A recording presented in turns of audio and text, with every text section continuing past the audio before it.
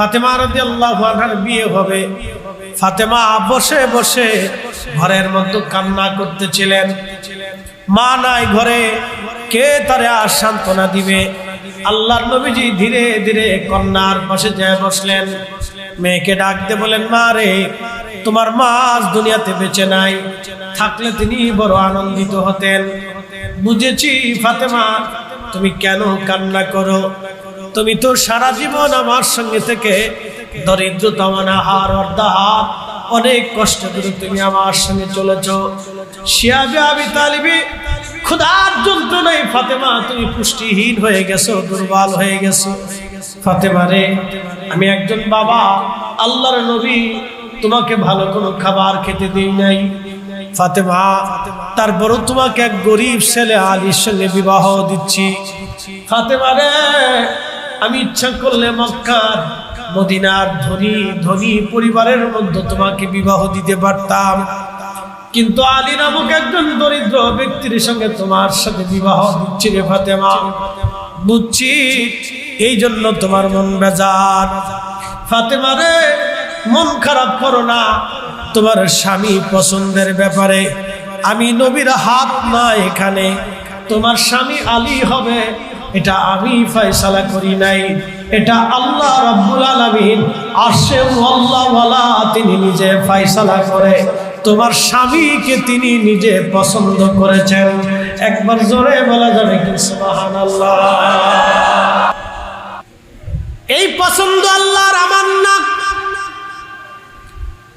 ফাতিমা, তোমার স্বামী আমি পছন্দ করি নাই, আল্লাহ নিজে পছন্দ করেছেন রে ফাতেমা। হযরত ফাতেমা রাদিয়াল্লাহু আনহা কান্না তেমন কিছু নাই। একটা খাট, একটা চৌকি, চৌকির উপরে কোনো তোশক নাই, চৌকির উপরে দেওয়া আছে ভাইজান শুধু খেজুরের মাদুর। একটা কম্বল ছিল, পা ঢাকলে মাথা বের হয়ে যাইতো, মাথা ঢাকতে গেলে পা বের হয়ে যাইতো। একটা কম্বলের ভিতরে দুইজন স্বামী স্ত্রী ঘুমাইতেন। একদিন বিরাট বড় অভাব, 2-3 দিন ঘরের মধ্যে কোনো খাবার নাই। হযরত আলী বলতেছে, ফাতেমা রে, শুনছি, আমি জানছি বাইতুল মালে কিছু অর্থ করি জমা হয়েছে, যদি আল্লাহর নবীর কাছে দেয়া বলো বাইতুল মাল থেকে কিছু অর্থ করি তোমাকে দেওয়ার জন্য। তুমি তো জানো আমি বড় দরিদ্র গরিব মানুষ, এই মদিনাতে আমার জমি জমা কিছুই নাই, আমি কোন রকম একটা ঘর পেতে আছি, উপার্জন তেমন কিছু নাই, খেজুরের বাগান নাই, আমার যা আছে সব তো মক্কায়, মদিনাতে তো আমার তেমন কিছু নাই রে ফাতেমা। যদি তুমি রাসূলের কাছে যাইয়া কিছু বিনিময়ে চাও, বাইতুল মাল থেকে কিছু চাও রে ফাতেমা, তাহলে নবীজি কিছু দিলে আমাদের শান্তি হবে, অভাব মোচন হবে। ফাতেমা তুমি যাও। রাত্রিবেলা আল্লাহর নবী ফাতেমা আল্লাহর হাবিবের ঘরের দরজায় যে ফাতেমা টুকা দিলেন, ভিতরে উম্মে আইমান রাদিয়াল্লাহু আনহা বসা ছিলেন। আল্লাহর নবী ডাক দিলেন, উম্মে আইমান দরজাটা খুলে দেন। টুকার আওয়াজে বোঝা যায় আমার ফাতেমার হাত, আমার ফাতেমার গন্ধ আমার নাকে লাগছে, তাড়াতাড়ি দরজা খুলেন, আমার ফাতেমা তো এই সময় আসে না। কেন ফাতেমা এই সময় আমার ঘরে আসছে? দরজা খুলেন। দরজা খুলে দেওয়ার পরে ফাতেমা ভিতরে ঢুকলেন, নবীজি পাশে বসাইলেন। মা, কি জন্য আসছো?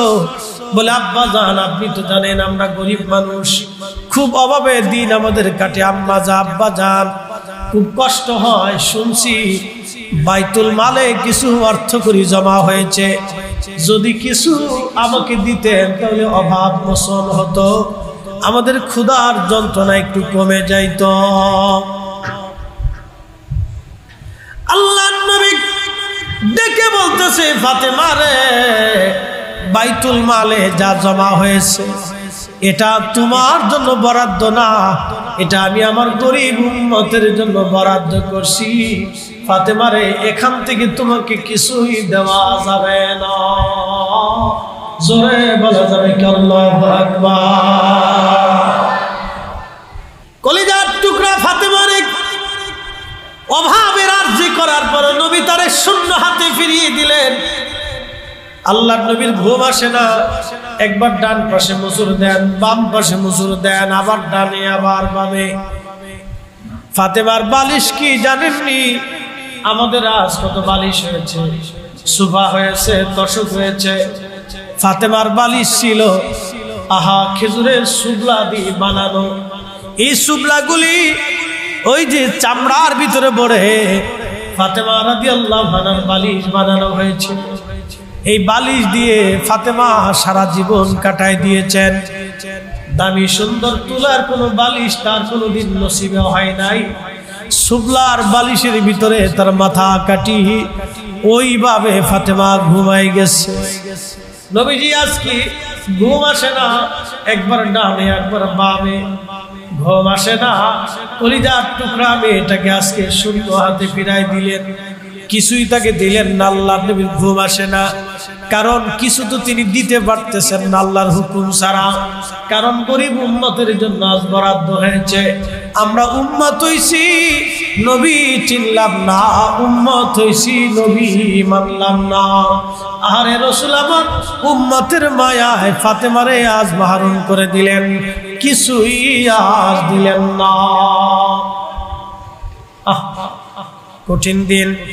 রহমতের নবী রাহমাতুল লিল আলামিন এইভাবে একবার ডানে আবার বামে, ঘুম আর আসে না।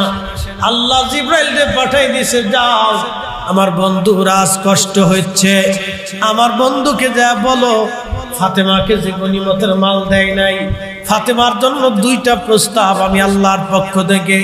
যদি ফাতেমা চায় গনিমতের মাল নিতে পারে, আর যদি গনিমতের মাল না চায় তাহলে আমি আল্লাহ এশার নামাজের পরে তাকে 33 বার আলহামদুলিল্লাহ, 33 বার সুবহানাল্লাহ, 34 বার আল্লাহু আকবার আমি তারে দিলাম। প্রত্যেক এশার নামাজের পরে আমার আলী এবং ফাতেমা জনের তাসবিহ খানা পড়ে। আমি আল্লাহ ওয়াদা করলাম তাদের ঘরের মধ্যে আমি আল্লাহ আর কোনো অভাব রাখবো না।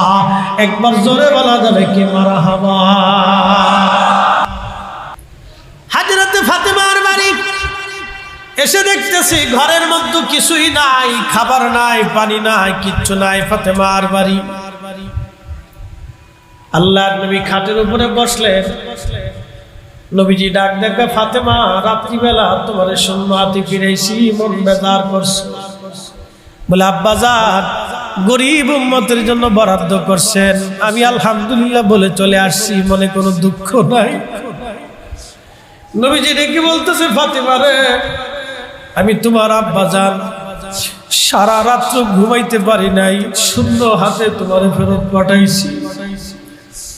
আমি আল্লাহর ইচ্ছায় তোমাকে গরিব ছেলের সাথে বিবাহ দিয়েছি। ফাতেমা রে, আমার আল্লাহ আমার কাছে জিবরাইল পাঠাইয়া 2টা জিনিস তোমাকে দিয়েছে, যেটা তুমি পছন্দ করো তুমি আর আলী সেটাই নিবা। যদি গনিমতের মাল চাও, আল্লাহ বলেছেন আমার ফাতেমা আর আলী রে গনিমতের একটা অংশ দিয়ে দেন।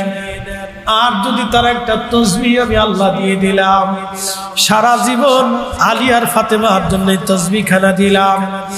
প্রত্যেক রাত্রি এশার নামাজের পরে ঘুমোতে যাওয়ার আগে তোমরা 33 বার আলহামদুলিল্লাহ সুবহানাল্লাহ, 34 বার আল্লাহু আকবার বলে তোমরা এশার নামাজের সালাতের পরে আমলটা করবা।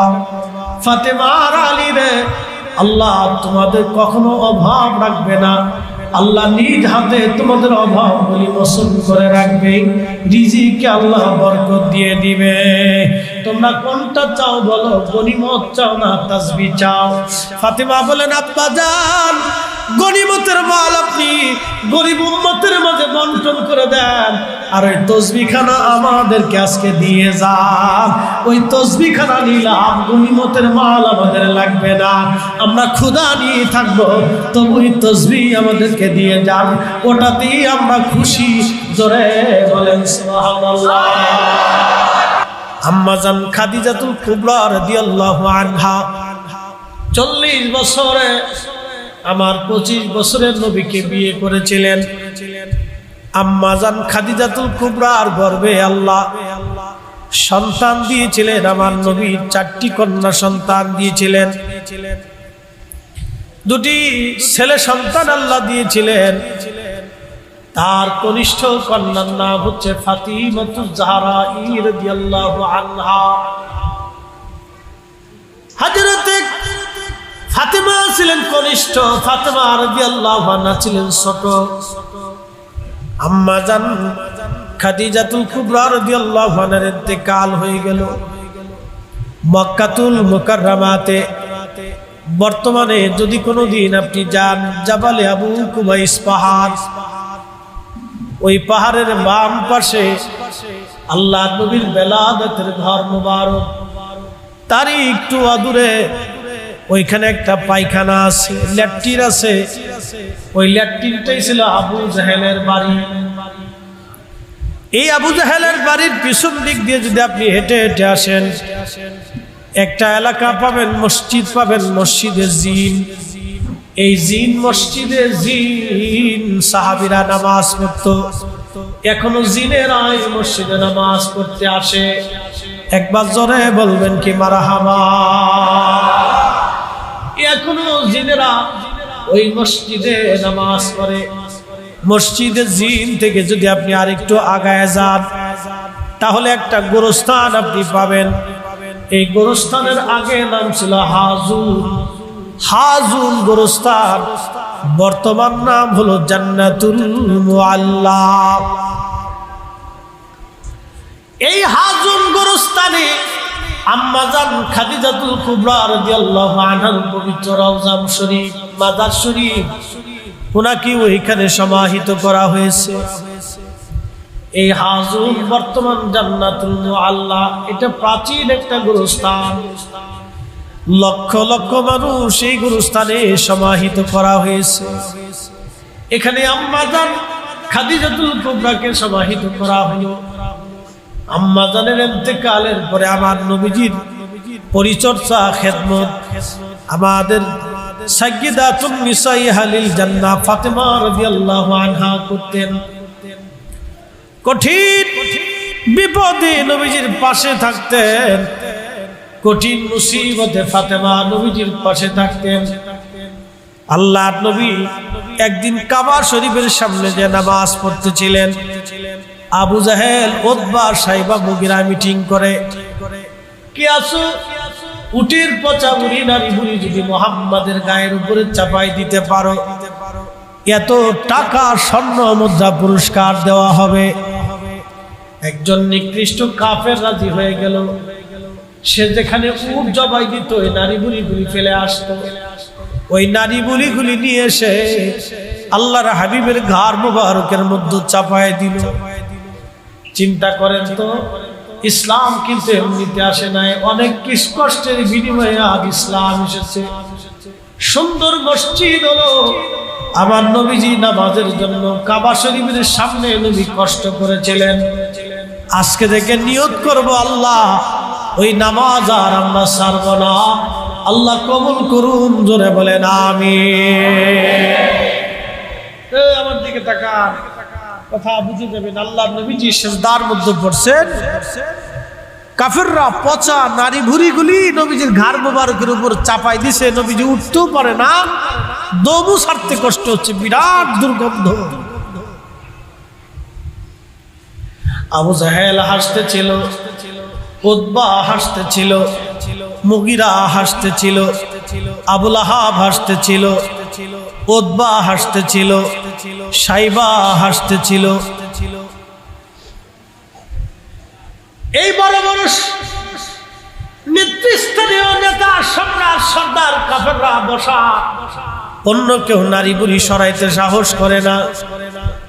একজনে দৌড়াইয়া ফাতেমা রাদিয়াল্লাহু আনহাকে কত খবর দিছে, ফাতেমা রে, তোমার বাবারে আজ বিরাট বড় কষ্ট দিচ্ছে। সে নামাজ পড়তেছিল কাবাতে, আর কাফেররা উটের পচা নারী বুড়িগুলি এনে তোমার আব্বাজানের ঘাড়ের উপরে চাপিয়ে দিয়েছে।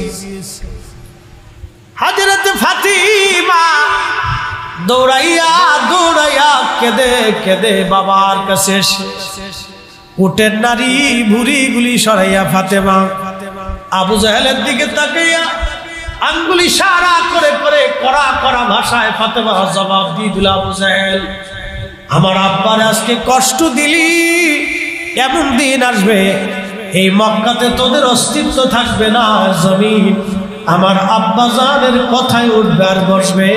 একবার জোরে বলা যাবে কি আল্লাহু আকবার। হযরত ফাতিমা কলিজা দিয়ে রাসূলকে ভালোবাসতেন।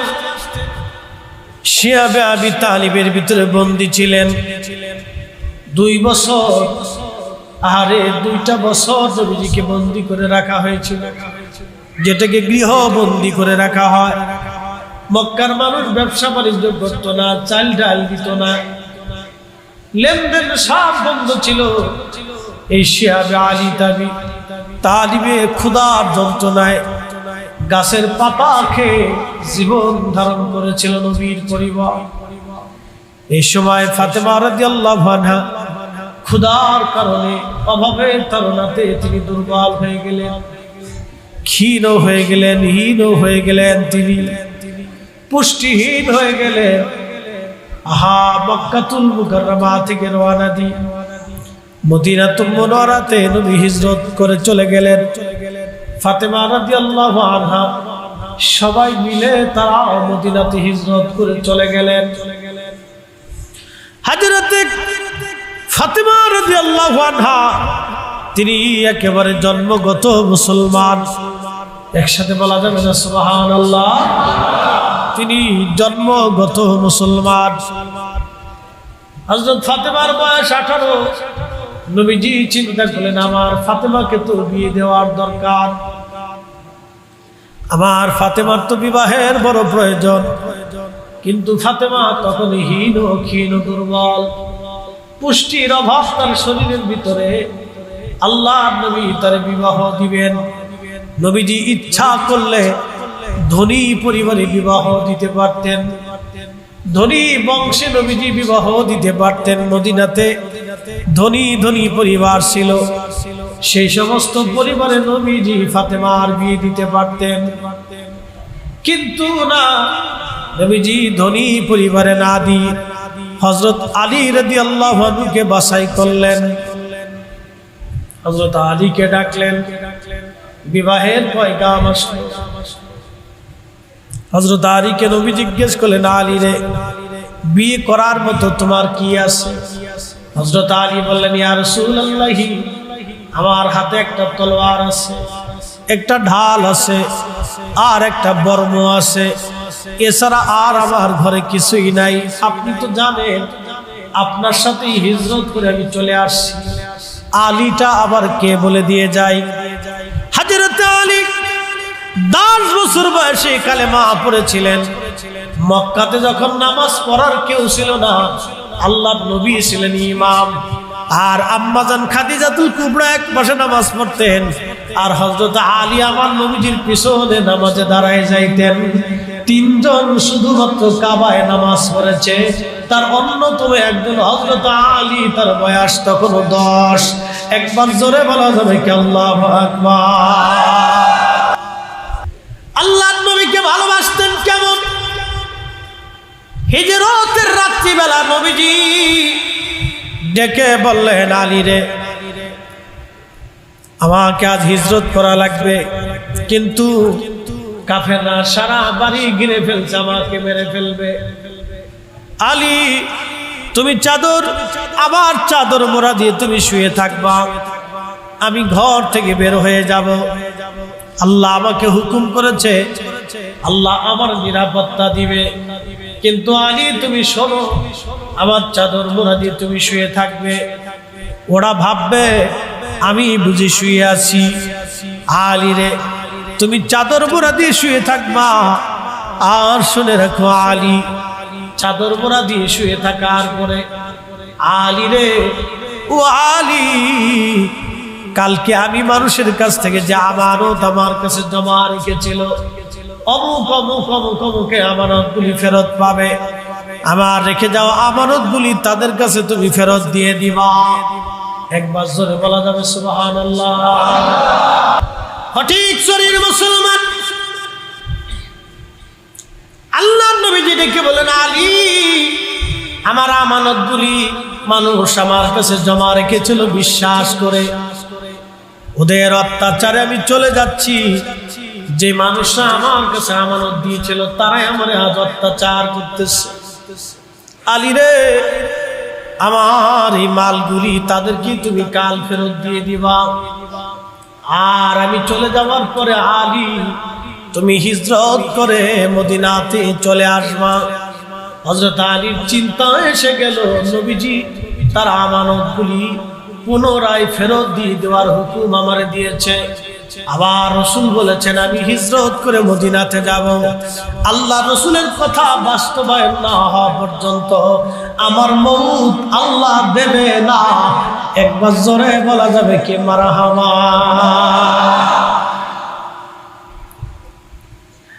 চাদর মোড়া দিয়ে শুয়ে পড়লেন, কোনো চিন্তা তারা নাই, কোনো চিন্তা তারা নাই, কোনো ভয়ও নাই, চিন্তাও নাই যে কাফেররা এসে।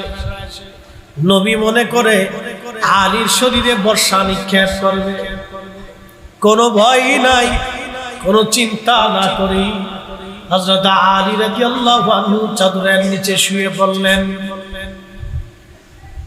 কতটুকু নবীকে ভালোবাসলে, বিশ্বাস করলে হযরত আলী এইভাবে চাদরের নিচে চলে যেতে পারেন। তিনি আলী, তিনি আলী, তিনি আলী। জাহেলিয়াতের শারাবি খারাবি নাপাকি হযরত আলীর শরীরে স্পর্শ লাগে নাই। তিনি আহলে বাইতে রাসূল, আমার আল্লাহ তারে পবিত্র ঘোষণা করেছেন, পবিত্র ঘোষণা করেছেন। একবার জোরে বলা যাবে কি মারহাবা। আল্লাহর নবীজি ডাক দিয়ে বলেন, আলী রে, তুমি গরিব মানুষ, তোমার তো কিছুই নাই, আমার ফাতেমা রে তোমার সঙ্গে বিয়ে দিব রে আলী, তুমি এই বর্মটা বিক্রি করে নিয়ে আসো, বর্মটা বিক্রি করে এনে আমার ফাতেমার দিলমোহর তুমি দিয়ে দাও, আর বিবাহের জন্য কিছু সামগ্রী তুমি কিনে নিয়ে আসো। আমাদের দেশে একটা বিবাহ মানে লক্ষ লক্ষ টাকা খরচ হয়, কিন্তু আল্লাহ কর্তৃক দুইজন পবিত্র ব্যক্তির বিবাহ আজ হবে। একজনের নাম আলী আর একজনের নাম ফাতেমা। একজনের লকব হলো সাইয়্যিদাতুন নিসাই আহলিল জান্নাহ, ফাতেমা জান্নাতি মহিলাদের সর্দারিনী। আজকে তার বিবাহ হবে একজন গরিব স্বামী আলীর সঙ্গে, আজ বিয়ে হবে। এ যুবকরা ভালো করে শুনেন, আমাদের দেশের ছেলেরা, আমাদের দেশের মানুষেরা বিবাহ করার আগে শ্বশুর বাড়ি কি পরিমাণে সম্পদ আছে এটা দেখে। মেয়ে বিবাহ দেওয়ার আগে চিন্তা করে ছেলে কি করে, কত বড় তার পয়সা করি আছে, কি পরিমাণে সে ধনী কিনা, ওটা গাঁজা খায় না বাবা খায় না ইয়াবা খায় না, ওটা চোর না বাটপার না চরিত্রহীন, এটা আমাদের দেশের মানুষ দেখে না। ছেলে যদি চরিত্রবান হয়, দায়িত্বশীল হয়, নেশাখোর না হয়, ভদ্র হয়, নামাজি হয়, দরিদ্র হলেও তার সঙ্গে মেয়ের বিবাহ দিয়ে দেন, ও ছেলে মেয়ে সারা জীবন সুখে থাকবে। আর হাজার হাজার কোটি টাকার মালিক যদি হয়, বাজান ছেলে যদি চরিত্রহীন এবং নেশাখোর হয়, ওই ছেলের সাথে মেয়ে বিবাহ দিলে সারা জীবন কষ্ট করতে করতে জীবন বৃথা হয়ে যাবে। কথা বলেন ঠিক কিনা? আমার নবী কি ইচ্ছা করলে মদিনার সবচেয়ে বড় ধনীর সাথে বিয়ে দিতে পারতেন না? তো আলীর সাথে কেন দিলেন জানেন? 10 বছর থেকে নবীজি তাকে ট্রেনিং দিয়ে বড় করছে। কয় বছর থেকে? 10 বছর থেকে নামাজের ট্রেনিং দিছে কাবাতে। যখন কেউ নামাজি নাই তখন আলী, নবীজি এবং হযরত আম্মা জান খাদিজা। কিন্তু গরিব, কিচ্ছু নেই, আছে শুধু একটা বর্ম।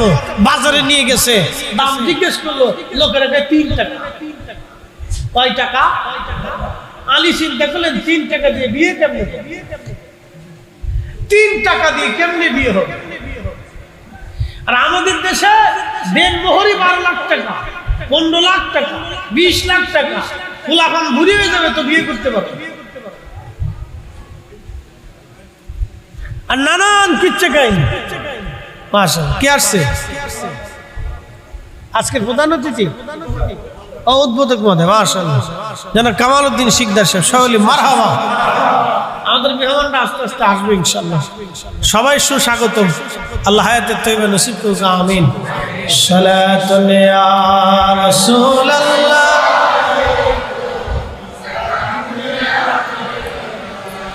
হা হা সালাতুন ইয়া রাসূলুল্লাহ, আলাইকুম সালাম ইয়া। ফটিকছড়ির মুসলমান, মেয়ে বিবাহ দেওয়ার আগে ছেলের চরিত্র দেখা লাগবে, আর ছেলে বিয়ে দেওয়ার আগে মেয়ের চরিত্র দেখা লাগবে। মেয়ে যদি ভালো হয়, চরিত্রবান হয়, আমানতশীল হয়, দায়িত্বশীল হয়, পর্দানিশীল হয়, আপনি বিনা বাক্যে গরিব হোক কোনো অসুবিধা নাই, চেহারা মন্দ হোক কোনো সমস্যা নাই, স্ত্রী নিয়ে সংসার করবেন, জীবনে অসুখী আপনি হবেন না। আর মেয়ে যদি বদ চরিত্র হয়, আমানত যদি তার নষ্ট হয়, যে দায়িত্বশীল না হয়, যত সুন্দরী হোক আপনি জীবনে কোনোদিন সুখ খুঁজে পাবেন না, সুখের চেহারা আপনি দেখবেন না। কোটি কোটি টাকা থাকবে, আপনার স্ত্রী চলে যাবে অন্যদিকে, কোটি কোটি টাকা হবে, আপনার বিবি আপনার কথা শুনবে না, শুনবে না, শুনবে না, শুনবে না।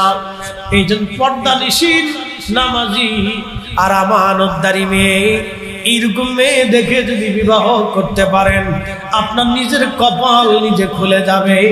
একবার জোরে বলা যাবে কি মারহাবা। বিয়ে করার সময় তালাক করে শ্বশুর বাড়ি মাল আছে কেমন, শ্বশুর মরার পরে ভাগে কেমন পাবে, ও বিয়ে করার আগে মরার চিন্তা করে। কি ভাবতেছেন আপনি? বিয়ে করার আগে মরার চিন্তা করে ভাগে কতটুকুন পাবো, এরকম এইরকম মাইন্ডের ফুলা এই 100 গজ ধরে রাখবেন। এদের ভিতরে আর কুত্তার ভিতরে কোনো তফাৎ নাই। এই কথা কন না কেন? এগুলির মধ্যে আর কুত্তার ভিতরে কোনো তফাৎ নাই। আমি যা বলতেছি সাক্কা সাক্কা সাক্কা সাক্কা বলতেছি, জীবনে কাজে লাগবে। চরিত্রহীন দেখে যদি বিয়ে দেন তো আপনার মেয়ের জীবন শেষ, বোনের জীবন শেষ, জীবনে এরকম পাত্রের সাথে দিবেন।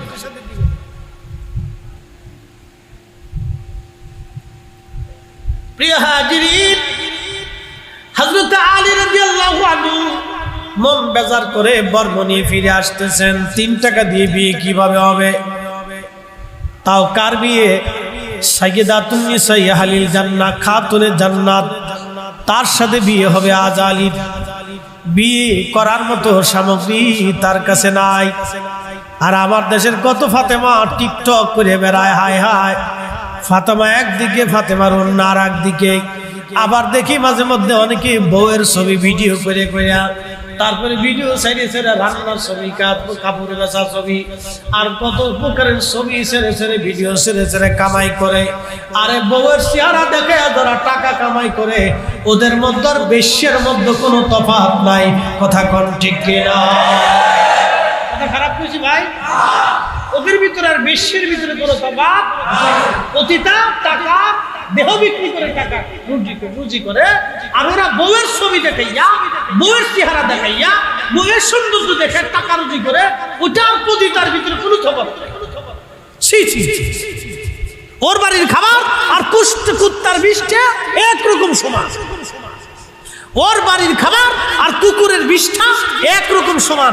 কুকুরের বিষটা ছিলেন, কুকুর খাওয়ার পরে যেটা বমি করে ফেলে দেয় এটাকে বিষ্ঠা বলে। এই বিষ্ঠা যেমন পাশা গান্ধা না পা, ওর বাড়ির খাবার তো এরকম না।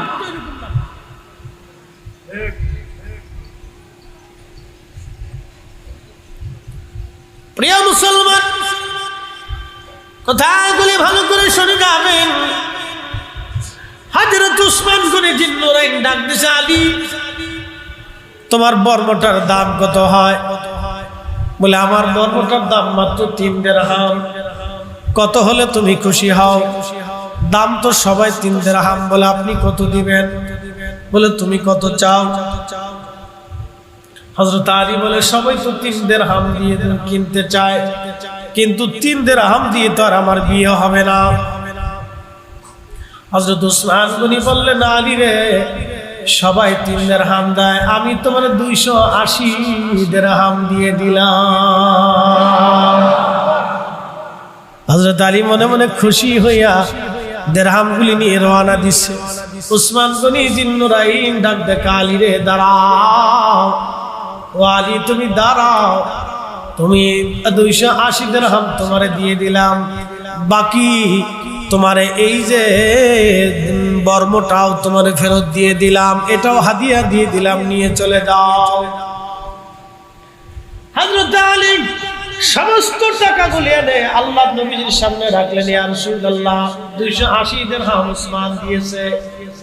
সুবহানাল্লাহ বলবেন না? আর আমার দেশের 420 জামাই হইলে শ্বশুরের মরার চিন্তা করে, মরার পরে কি পরিমাণে ভাগে পাবো, এর নাম 420 জামাই। যেই জামাই রমজান মাসে ছাগল আপনার কাছে যাবে, বুঝবেন এটা 420 জামাই। যেই জামাই আপনার কাছে পয়সা যাবে, জাগে কি পয়সা, কি কয় যৌতুকের টাকা, এটা 420 জামাই। ওর কাছে মায়ের বিয়া দিবেন না, ওর মতো ছোট লোক আল্লাহর দুনিয়াতে আর একটাও নাই। কথা কোন ঠিক কিনা? একবারে ছোট লোক, শাসনকার, ইতর, লজ্জা শরম কিচ্ছু নেই। কুত্তার লজ্জা সাথে বেটার লজ্জা নাই।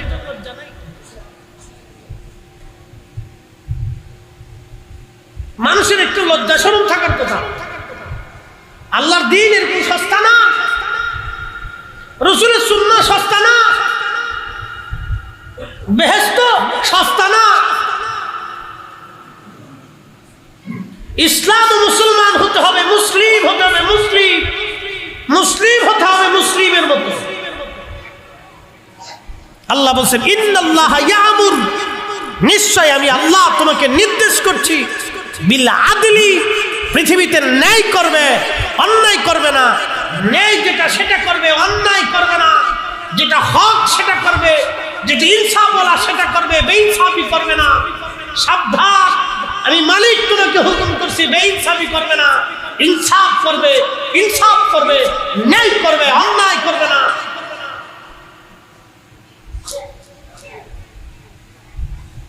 বলে হেসান, তোমরা মানুষকে দয়া করবে, বা ইতাইদিল কুরবা, নিকট আত্মীয় স্বজনদের সাথে সুসম্পর্ক রাখবে, তারা গরিব দরিদ্র হলে তাদেরকে সাহায্য করবে। ওয়ানহা আনিল ফাহশাই ওয়াল মুনকার, তোমাদেরকে খারাপ কাজ থেকে ফিরে আসতে বলতেছি, ফাহিশা কাজ থেকে দূরে থাকবে। অযথা বকা ঝকা, হাবি জাবি, পোষা গলা, দুনিয়াবি কুখাইশ, এই সমস্ত বেহায়া বাজে জিনিস থেকে দূরে থাকবে। ভালো কাজের দিকে নিজেকে ঢুকিয়ে দিবে। মুরব্বী যারা, তাদেরকে শ্রদ্ধা করবে, সম্মান করবে, মুরব্বীদের কথা মেনে চলবে। আজকে আমাদের ছেলেরা মোটরসাইকেল ছেলে হুম হুম হুম হুম হুম হুম, সামনে চাচা না উস্তাদ না টিচার কিচ্ছু মানে না, সালাম নাই কালাম নাই, ও ছেলে বেয়াদব তৈরি হচ্ছে। কথা বলে ঠিক না বেটে? কোরআন কি বলে আর আমরা কি শিখতেছি, ইসলাম কি বলে আর আমরা কি মুসলমান হচ্ছি? ফরিদি সাহেবের মতো মাথায় টুপি দিয়ে রাস্তায় ঘুরলে কাজ হবে না। আপনাকে মুসলমান হতে হবে, আল্লাহ তার রসুলের আইনে মুসলমান হতে হবে।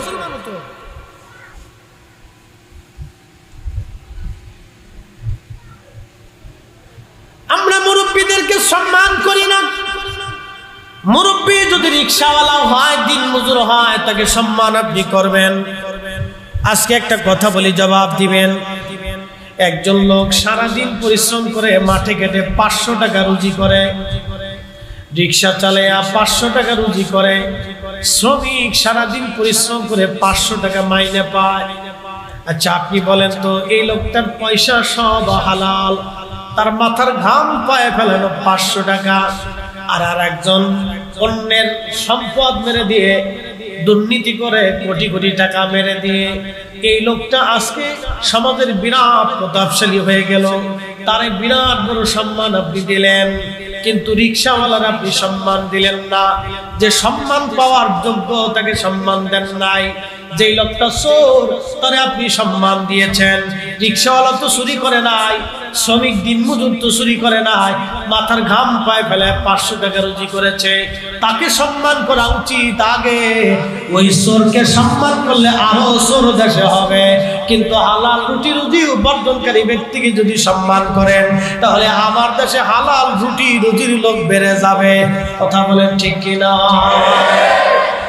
আমাদের ডিসি অফিসে এই কৃষক গরিব মানুষ গেলে ডিসি সাত মূল্যায়ন করে না, কিন্তু চোর একটা গেলে ঠিকই দাঁড়ায় সামনে থেকে সার মাল দিবে, তো ওটা পাগল হয়ে যায়। কি কথা কন না কেন? উচিত কথাই তো মাই বাজার, গরম বাতি বিলাই বাজার। আরে আমার দেশের কৃষক এই লোকে যদি মাঠে না খাটতেন, আমার মুখে এত ভালো ভাত আসতো না, এত সবজি তরকারি আসতো না। এই বেটা সারাদিন পরিশ্রম করে এগুলি করে, এগুলি উৎপাদিত হয়, আমরা এগুলি খেয়ে বেঁচে থাকি, ভালো ভালো জিনিস আমরা খাই। তো আমার দেশের কৃষকরা আগে ডিসি অফিস, টিউন অফিস, সরকারি অফিসে তাকে সম্মান করা উচিত আগে। কথা ঠিক কিনা? এই বেলায় নাই, সব উল্টে হয়ে গেছে।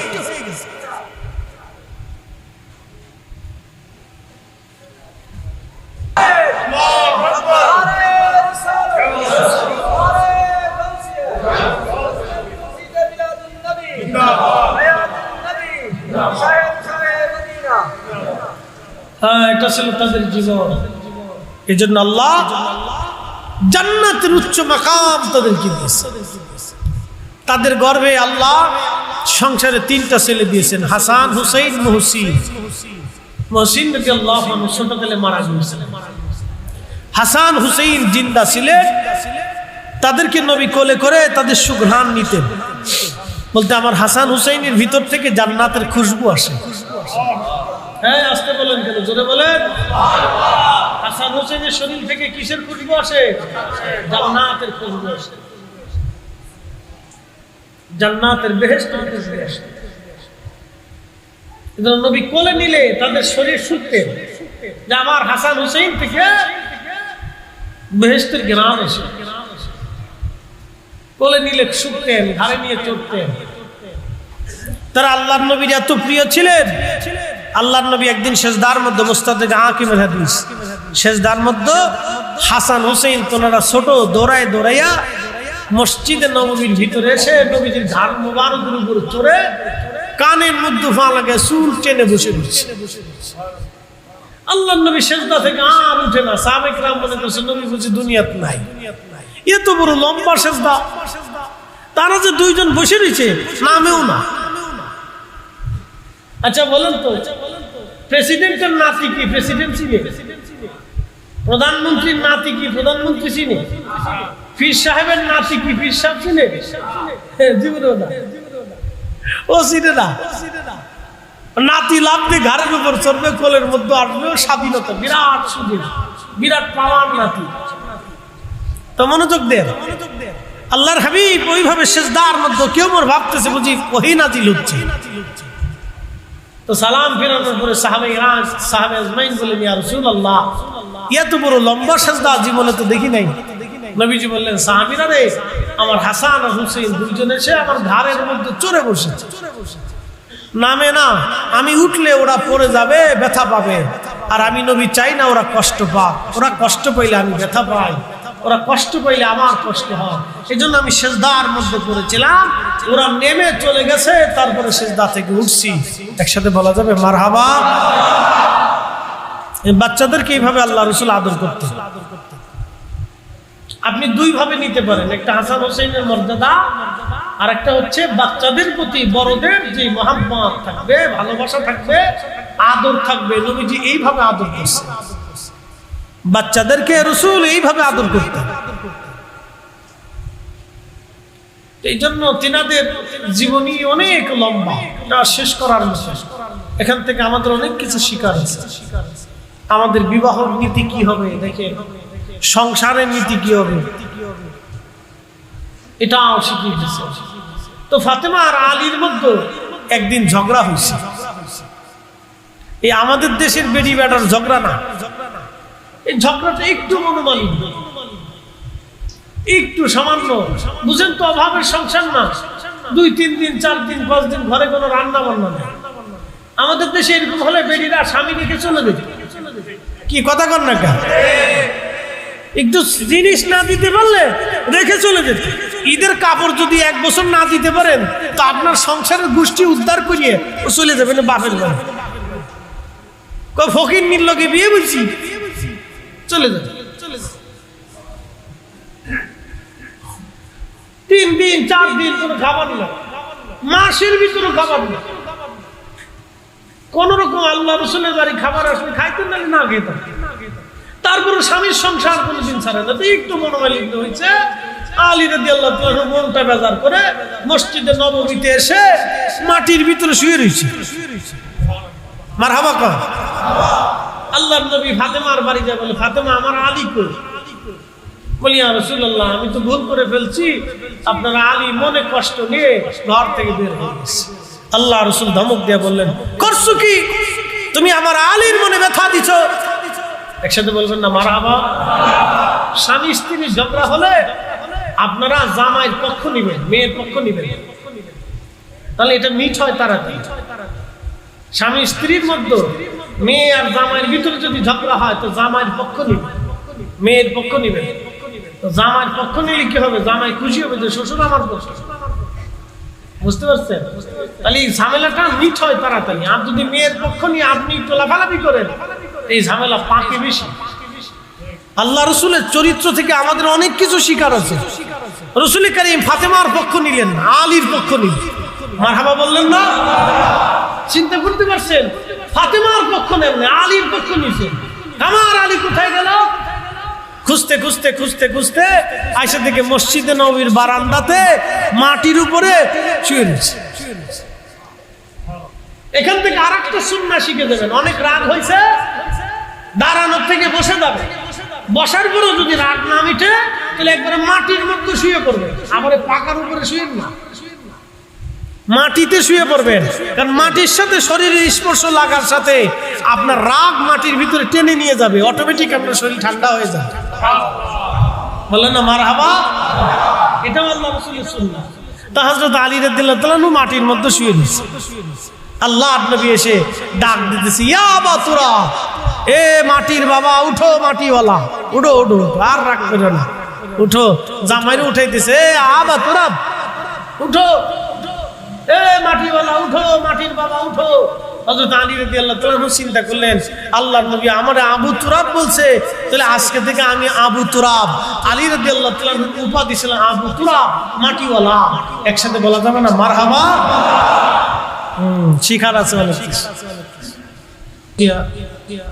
মাদ্রাসার সম্মানিত প্রভাষক হযরতুল আল্লামা মাওলানা মুহাম্মদ ইফতেখার পারভেজ সাহেব, উদ্বোধক জনাব মোহাম্মদ কামাল উদ্দিন শিকদার সাহেব, প্রধান মেহমান জনাব মোহাম্মদ জামাল উদ্দিন সাহেব, বিশেষ অতিথি জনাব আলতাফউদ্দিন ও শাহজাহান সাহেব সহ সকল অতিথি মুরব্বান ইকরাম, আজকের মুহতারাম সভাপতির আসন যিনি অলঙ্কৃত করেছেন, নতুন পাড়া সমাজের কৃতি সন্তান, কাঞ্চননগর বহুমুখী উচ্চ বিদ্যালয়ের সম্মানিত প্রধান শিক্ষক জনাব মোহাম্মদ আব্দুল সত্তার সাহেব, তিনি আমাদের মাঝে উপস্থিত হয়েছেন।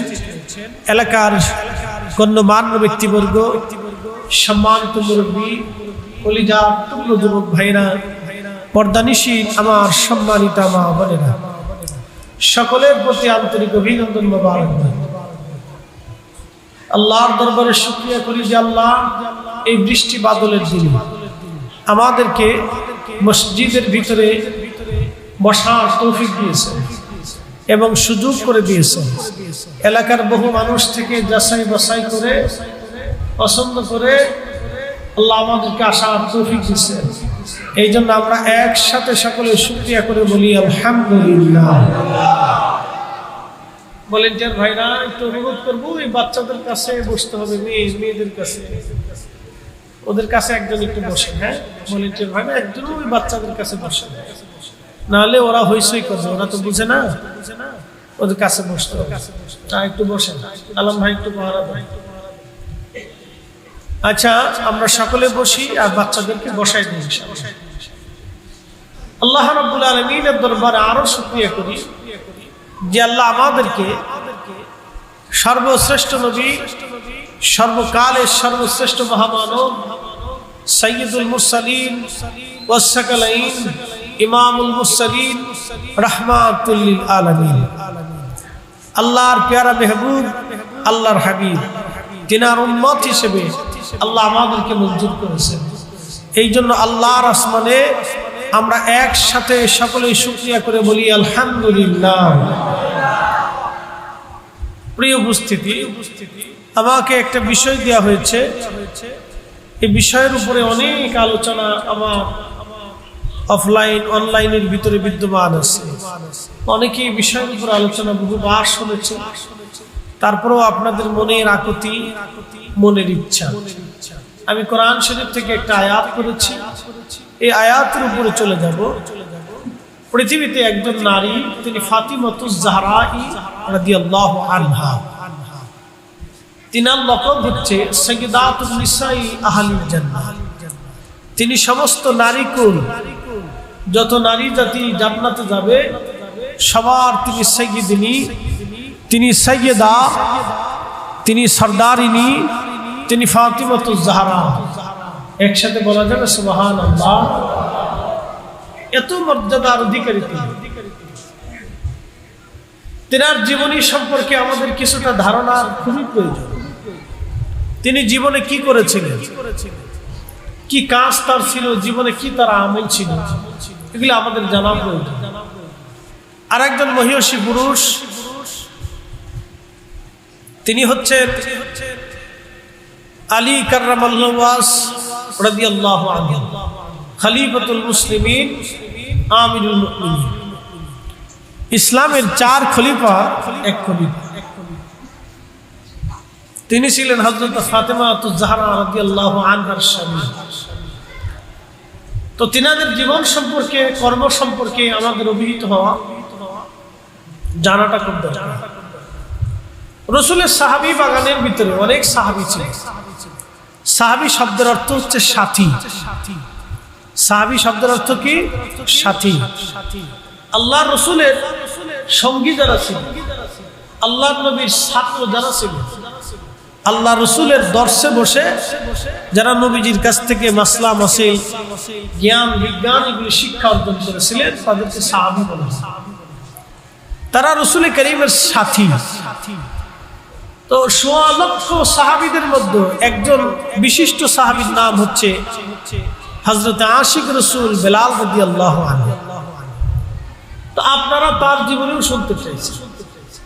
আসলে 3 জনের জীবনী বলতে বলতে অনেক সময়ের দরকার, তারপরেও যতটুকু সুযোগ হয় আমার এই অল্প সময়ের ভিতরে আমি বলার চেষ্টা করব। যেহেতু আমি একটা নির্দিষ্ট টাইম নিয়ে এখানে আসছি, সময়ের স্বল্পতা, তো বৃষ্টি আকাশে এই আবহাওয়ার প্রতিকূলে থাকার কারণে আরেকটু সমস্যা, অনুকূলে নেই।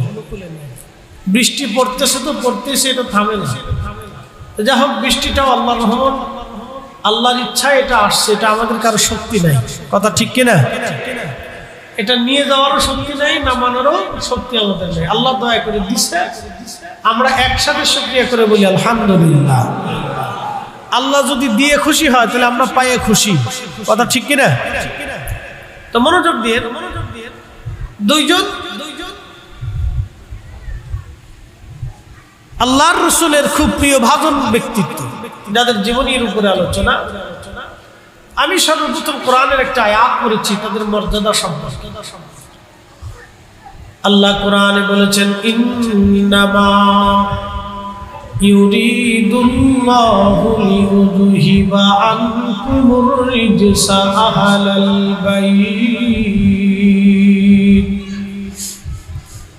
আহলাল বাইতি ওয়া ইউতাহহিরাকুম তাতহীরা।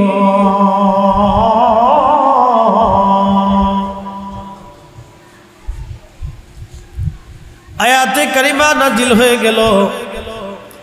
খুবই মনোযোগ। নবীজি তখন কালো চাদর পরিহিত অবস্থায় মসজিদে নববীর ভিতরে বসা ছিলেন।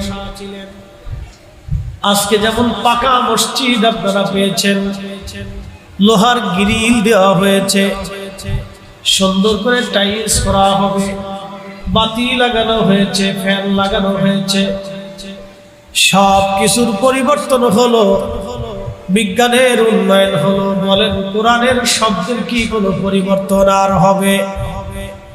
বুঝেন নাই কথা? এত কিছুর পরিবর্তন হয়েছে, কোরআনের পরিবর্তন আছে, হাদিসের পরিবর্তন আছে, নবীর জীবনের পরিবর্তন আছে, সুন্নতের পরিবর্তন আছে। এই টাইলস পরিবর্তন হয়েছে, বিল্ডিং পরিবর্তন হয়েছে, লাইট পরিবর্তন হয়েছে। আগে আপনারা ছোটকালে চেরাক জ্বালাইতেন, হারিকেন জ্বালাইতেন, মোমবাতি জ্বালাইতেন, অথবা কারো বাড়িতে তৈল থাকতো না, সন্ধ্যা থেকে বাতি বন্ধ থাকতো, সন্ধ্যার আগে খাওয়া দাওয়া করে সবাই সন্ধ্যার পরেই বিছানায় চলে গেছে, এরকমও ছিল। কিন্তু আজকে লাইট হয়েছে, বাতি হয়েছে, ফ্যান হয়েছে, এগুলোর অস্তিত্ব 50-60-80 বছর আগে কিছুই ছিল না। তো সবকিছুর পরিবর্তন হলো, আল্লাহর কোরআনের কোনো পরিবর্তন আছে? পরিবর্তন হবে? আমরা তো মুসলমান দাবি করি, হ্যাঁ, বিরাট মুসলমান দাবি করি। একটু দেখেন তো, নবীজি হিজরত করে মদিনায় চলে যান। উনি ইচ্ছা করলে কি মানুষের মাল সামানা নিয়ে চলে যেতে পারতেন না? তো কি করলেন? আলীর কাছে দায়িত্ব দিয়ে বুঝাই গেলেন, অমুকে অমুকে আমার কাছে এটা এটা পা, আমি এটা এটা এখানে এখানে রেখে দিয়েছি, তুমি সবকিছু যার যার কাছে তুমি ফেরত দিয়ে দিবা। এটার নাম আমানত। মুনাফিক চিনবেন কেমনে? মুনাফিকের 3টা আলামত। 1 নম্বর, সে কথায় কথায় মিথ্যা বলে। কথায় কথায়, আমার দিকে দেখেন, মুনাফিকের আলামত কয়টা? 3টা। আজকে বুঝে যাবেন মুনাফিকের আলামত কয়টা। কথায় কথায় মিথ্যা বলে, আমানত রাখলে খেয়ানত করে, টাকা হাওলাত দিলে আর দিবার চায় না, টাকা মেরে দিয়ে চলে গেছে, বুঝবেন ওরা মুসলমান না, ওরা মুনাফিক। কথা বলেন ঠিক কিনা? আমানত রাখলে খেয়ানত করে, যারা রাষ্ট্রের টাকা খেয়ানত করে, যারা দেশের অর্থ খেয়ানত করে, যারা গরিবের হক খেয়ানত করে, যারা অন্ধের হক খেয়ানত করে, যারা এতিমের হক খেয়ানত করে, যারা ভাইয়ের হক খেয়ানত করে, যারা বান্দার হক খেয়ানত করে, যারা বোনের হক খেয়ানত করে, সব মুনাফিক। সব কি? কথা কন না কেন? সব কি? মুনাফিক। মুনাফিকের আলামত, কথায় কথায় মিথ্যা বলে, আমানত রাখলে খেয়ানত করে, ওয়াদা করলে বরখেলাপ করে, ওয়াদা করলে বরখেলাপ করে।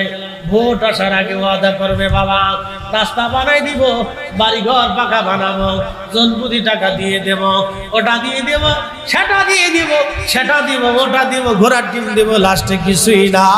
এই সবগুলি মিথ্যা কথা। কথায় কথায় তারা মিথ্যা বলে, তারাই হলো মুনাফিক। কথা বলেন ঠিক কিনা? আর মিছিল দেওয়ার সময় আমরা আমার ভাইয়ের চরিত্র ফুলের মতো পবিত্র, আমার ভাইয়ের চরিত্র ফুলের মতো পবিত্র। আমার রাসূলের চরিত্রের মতো চরিত্র কারো নাই, আমার নবীর একমাত্র চরিত্র ফুলের মতো পবিত্র। রাসূল ছাড়া এরকম চরিত্রের অধিকারী আর কেউ নাই। আপনি যা বলেন সব ডাহা মিথ্যা কথা বলতেছেন, মিথ্যা কথা, ডাহা মিথ্যা কথা। আমার ভাইয়ের চরিত্র ফুলের মতো পবিত্র, ডাহা মিথ্যা কথা।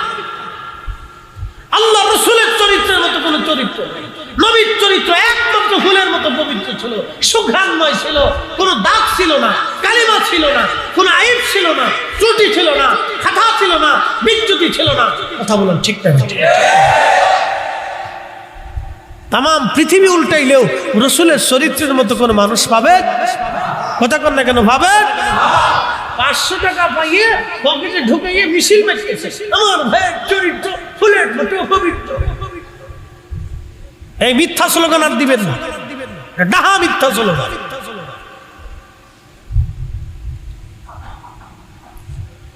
মুনাফিক 3 ধরনের, 3টি আলামত।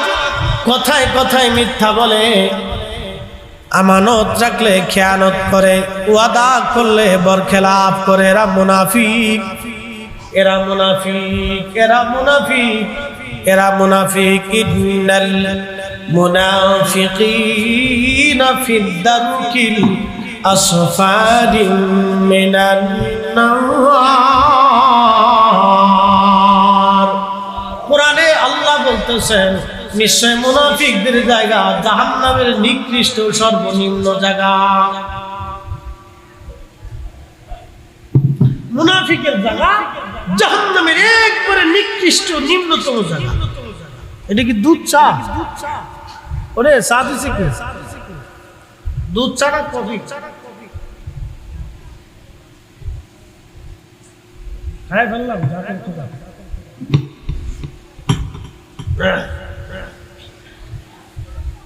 তাহলে এবার বুঝেন মুসলমান দেশে কয়জন আছে তালাশ করে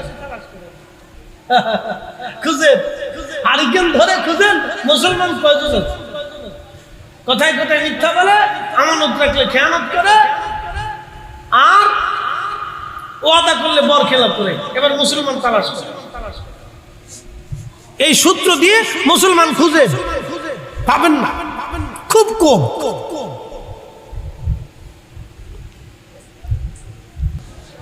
আল্লাহর নবীজি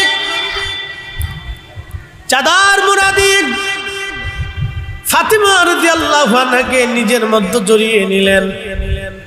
হযরত আলী রাদিয়াল্লাহু আনহু দেখছে ফাতিমা বাবার চাদরের মধ্যে দৌড়ায় চলে গেল।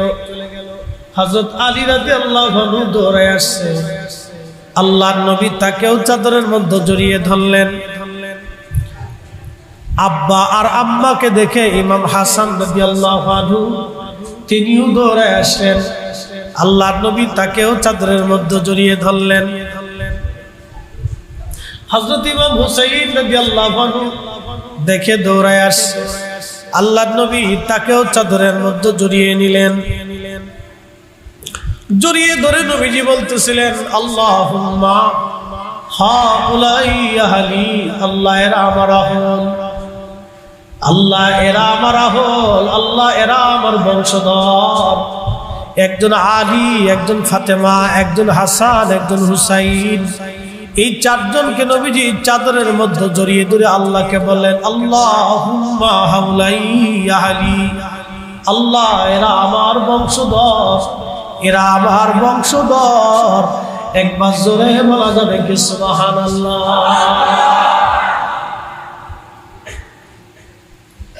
সুম্মা তালা, আম্মা জানা আয়েশা সিদ্দিকা বলতেছেন, তখন আমার নবীজি তেলাওয়াত করলেন, ইন্নামা ইউরিদুল্লাহু লিউযহিবা আনকুমুর রিজসা আহলাল বাইতি ওয়া ইউতাহহিরাকুম তাতহীরা।